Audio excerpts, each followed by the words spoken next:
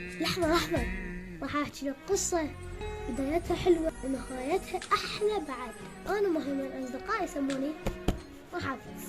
مرة إجا رجال للنبي محمد صلى الله عليه وآله وسلم وقال له يا رسول الله، أنا ما أقدر أجيك كل يوم لأن أنا ساكن بقرية بعيدة وأريد منك طلب صغير يا رسول الله.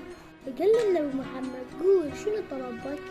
فقال له الرجال يا رسول الله أريد دعاء، يعني من أدعي رب العالمين ينطيني كل شيء.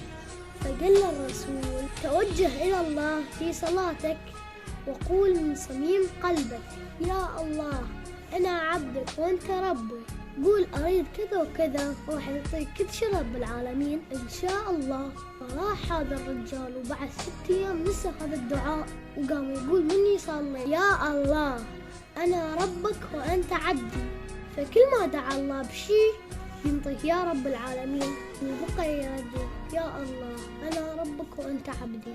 وبعد 5 شهور راح هذا الشخص للنبي محمد حتى يشكر منه على الدعاء. فقال له النبي محمد الحمد لله لا زلت متمسكا بدعائك. فقال له الرجل نعم يا رسول الله، وكل ما أقول يا الله أنا ربك وأنت عبدي يعطيني. فقال له الرسول ويحك ماذا تقول؟ هذا الكلام ما يجوز، لازم تقول يا الله أنت ربي وأنا عبدك وليس أنا ربك. فالرجال قال له عذرا يا رسول الله لقد نسيت الدعاء وقلت هذا. فهنا أوحى الله جبرائيل وقال يا محمد إن الله يبلغك السلام وخصك بالتحية والإكرام، يقول جل جلاله إن هذا عندما يقول أنا ربك وأنت عبدي ماذا يقصد؟ هل العبودية أم الربوبية؟ فقال له الرسول لا يا رب يقصد العبودية يعني هو عبدك.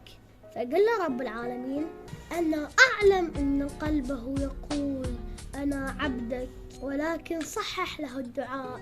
وهنا العبرة إن الله لا ينظر إلى صوركم ولا إلى أجسادكم ولكن ينظر إلى قلوبكم.